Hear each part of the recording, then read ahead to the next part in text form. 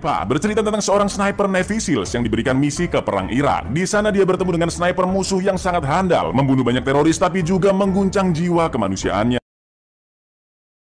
Seorang bocil bernama Chris Kyle sedang berburu rusa bersama ayahnya menggunakan senapan. Bakat snipingnya sudah terlihat dari kecil lur. Dengan jitunya Chris bisa menumbangkan rusa dari jarak jauh. Itu semua berkat latihan dan didikan ayahnya agar berani melawan siapapun untuk membela yang lemah.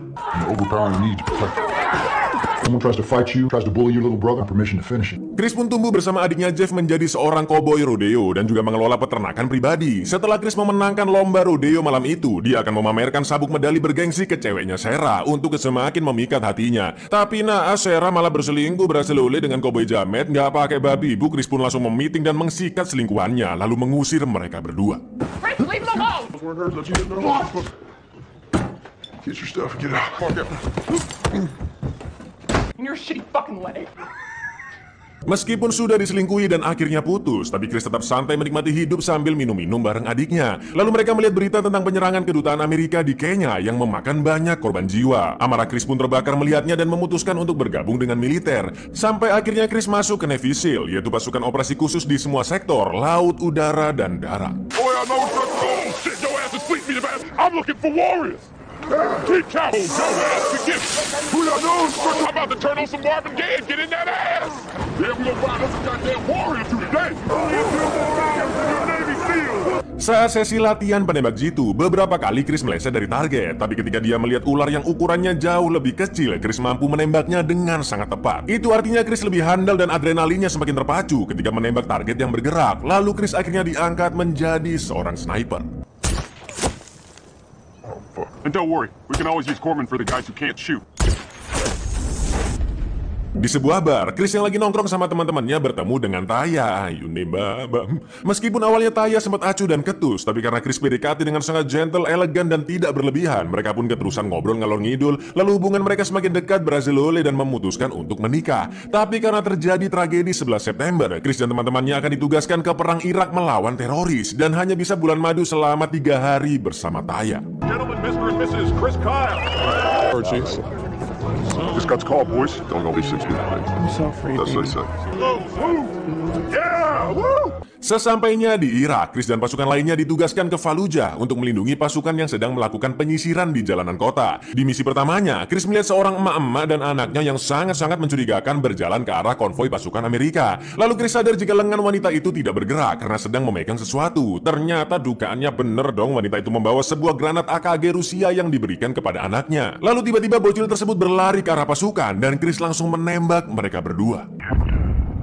You got eyes on this? Can you confirm?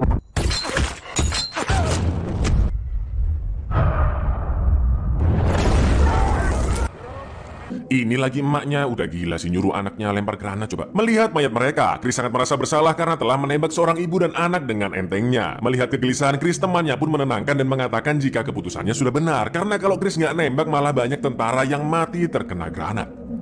Di misi berikutnya, skill Chris yang memang terlalu OP berhasil menembak supir mobil bom yang masih bergerak, dan pasukan penyisir pun terselamatkan. Chris juga sangat jeli menemukan seorang pria yang sedang menanam peledak, juga seorang musuh yang akan menyerang.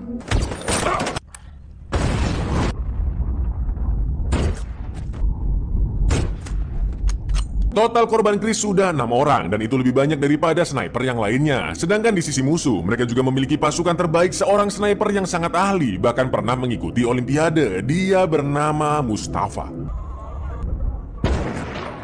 Di tengah-tengah peperangan, Chris masih menyempatkan menelpon Taya yang saat itu sedang mengandung. Lalu Taya mengabarkan jika adiknya Jeff juga dikirimkan ke peperangan. Target utama mereka saat itu adalah mencari Zarqawi dan juga letnannya. Zarqawi adalah ketua kelompok teroris Al-Qaeda cabang Irak yaitu AQI dengan 5.000 tentara yang sangat terlatih, dan dia juga didanai oleh Osama Bin Laden. Tapi karena keberadaan mereka belum diketahui, pasukan harus terus menyisiri kota dengan memeriksa 10 gedung tiap 1 jam sampai Zarqawi dan letnannya bisa ditemukan. Mendengar itu, Chris ingin turun membantu penyergapan ketimbang hanya meng-sniping dari jauh aja ya kan. Tapi rekannya beranggapan justru adanya Chris yang menjaga dari atas membuat semua prajurit merasa lebih aman.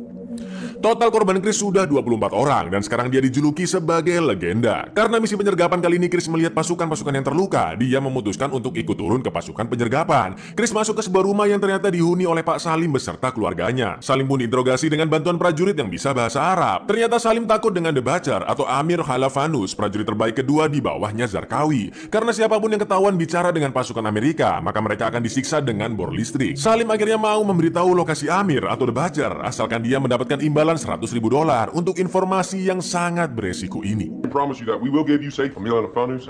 Setelah dicek kebenaran identitas Amir, Chris dan kawan-kawan langsung OTW ke rumah Pak Salim membawa uang sesuai kesepakatan. Dalam perjalanan Taya sempat menelpon dan memberi kabar baik jika anak yang dikandungnya adalah laki-laki. Tapi ternyata Mustafa sudah bersiap menembak konvoi mereka di kejauhan. Dan yang terjadi, Right, the doctor says it's a boy. Boy!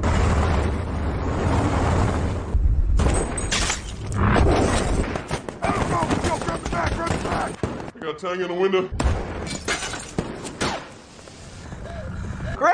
Chris, baby. maksud dan tujuan pasukan sudah diketahui oleh Amir. Para pasukan pun gercep mengamankan uangnya dan pergi dari sana. Karena sudah ketahuan berkhianat, dengan sadisnya Amir membunuh anak Salim dengan bornya, lalu menembak Salim yang berusaha menyelamatkan anaknya.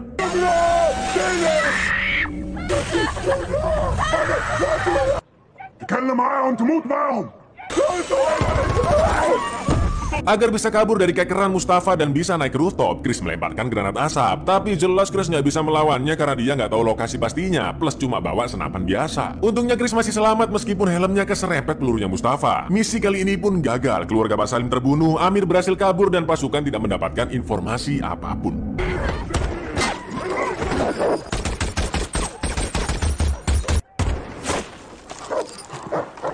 Fuck you!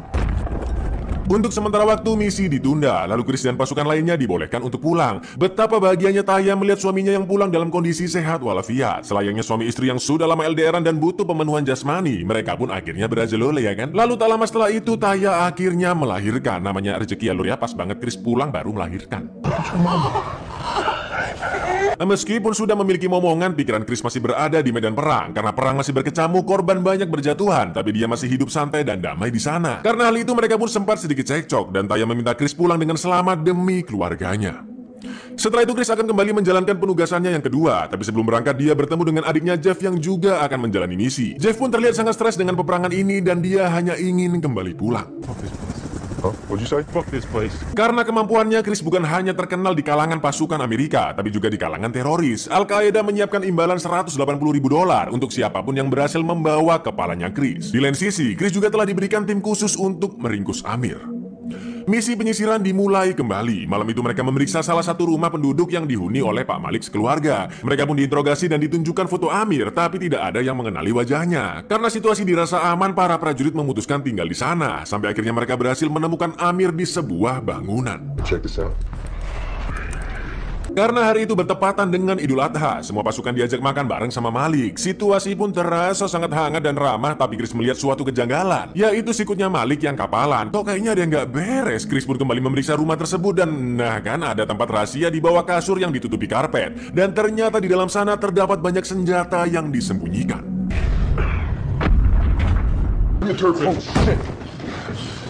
Daripada dibunuh, Malik lebih memilih membantu mereka masuk ke markas Amir. Prajurit pun bersiap-siap di pos masing-masing untuk melakukan penggerbekan. Sampai akhirnya,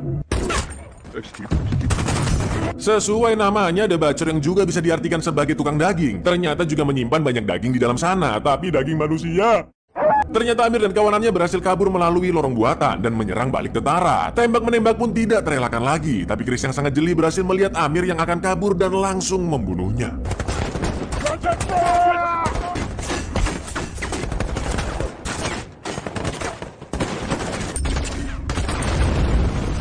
Setelah keberhasilan misi tersebut, singkat cerita Chris pun kembali pulang saat kelahiran anak keduanya. Tapi semua peristiwa di medan perang masih terus menghantuinya. Bahkan dia terlalu parno dengar suara bengkel, tentara yang berterima kasih karena sudah diselamatkan Chris meskipun kehilangan satu kakinya. Dan puncaknya adalah ketika Chris melihat bayi keduanya yang lagi nangis. Dia tiba-tiba mudah emosi hanya karena perawat kurang tanggap menangani bayinya.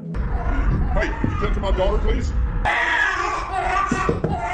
To my daughter, please, right now! Begitu pula dengan Taya yang sangat khawatir dengan sikap Chris karena sudah terbebani masalah peperangan. Jadi gangguan kecemasan yang dialami tentara itu emang udah biasa lur, apalagi kalau habis perang ya kan. Meskipun begitu, Chris merasa bahwa peperangan adalah prioritas utamanya.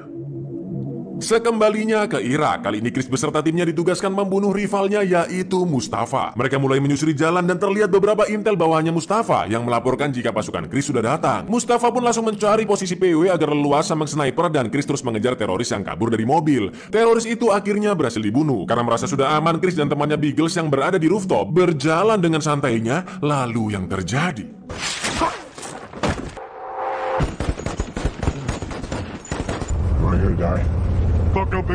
Kondisi Biggles sangat kritis karena peluru melukai pipinya cukup dalam dan Chris memperkirakan Mustafa menembak dari jarak 1 kilo lebih. Setelah Biggles dirawat, Chris dan rekan-rekannya kembali mencari Mustafa untuk membalaskan dendamnya Biggles. Tapi saat mereka mendatangi perkiraan lokasi Mustafa sebelumnya, kelompok teroris sudah menunggu di gedung lain dan berhasil membunuh Mark.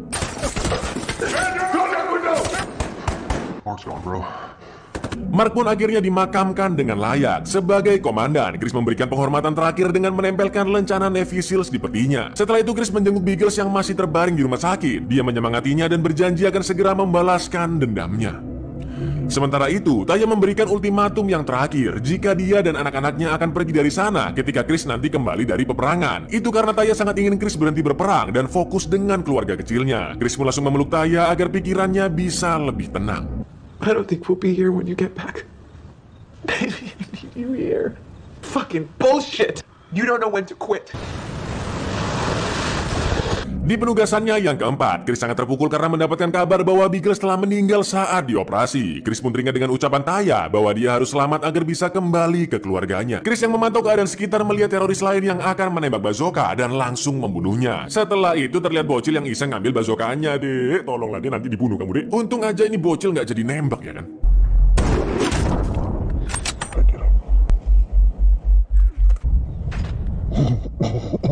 Misi mereka masih sama, yaitu untuk membunuh Mustafa dan para prajurit segera menuju ke titik yang telah diberikan oleh Intel. Chris dan beberapa rekannya mengsniping dari atas gedung. Chris terus mengeker mencari keberadaan Mustafa sesuai petunjuk dari Intel. Tapi tiba-tiba ternyata mereka salah posisi dan Mustafa ada di arah yang berlawanan. Chris pun mengganti posisinya dan terus mencari di mana lokasi Mustafa. Hanya berbekal suara tembakannya, Chris berhasil melihat sedikit pergerakan di jarak 1,9 km lur atau setara 21 lapangan bola. Jauh banget ini masih bisa lihat dong, luar biasa. Pasukan cepat tanggap pun langsung dikerahkan untuk menyergap Mustafa secara diam-diam. Karena terlalu mustahil Chris bisa menembak dari jarak sejauh itu. Tapi karena pasukan baru bisa datang dalam waktu 20 menit dan Chris sudah mendapatkan insting yang begitu kuat, bahkan dia bisa tahu jika Mustafa mengincar salah satu temannya. Chris pun memberanikan diri untuk menembak lebih dulu. Sampai akhirnya 2,100 yards out. That's more than a mile. Impossible shot, Chris.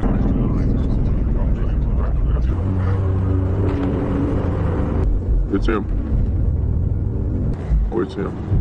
It's your call, Chris. Do it from Bagels. You just fucked us, legend. Moncrot ndak sih, tembakannya sangat di luar nalar cuk. Cuma sekali tembak langsung koit Mustafa lur. Meskipun misi berhasil, tapi tembakan Chris tadi membuat kelompok teroris Aki mengetahui lokasi para pasukan. Mereka pun langsung dikepung dari berbagai arah dan sudah jelas pasukan Amerika kalah jumlah. Echo 7 Kilo, you have Tango heavy gun on your green side.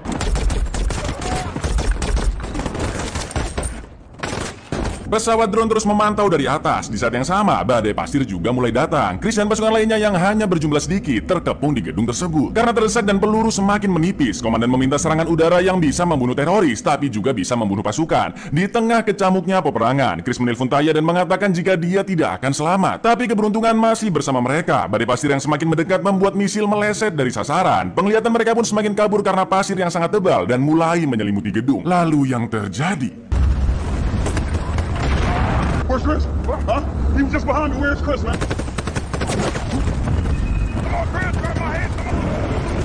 Setelah misi tersebut, Chris berhenti dari Navy Seals dan sepenuhnya menjadi warga sipil. Tapi gangguan kecemasannya semakin menjadi-jadi dan dia masih ingin membantu prajurit-prajurit di Irak. Chris jadi suka menyendiri, temperamental yang tidak sewajarnya dan mendengar banyak suara ledakan juga tembakan di kepalanya.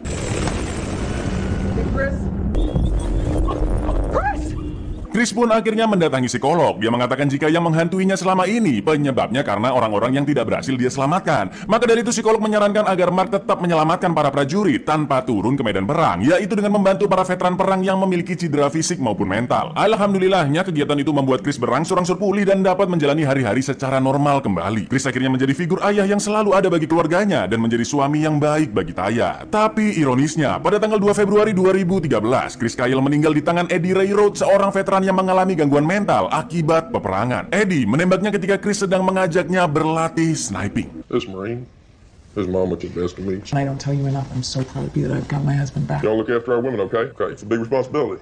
Wait, what you say? Yeah. All right, let's go.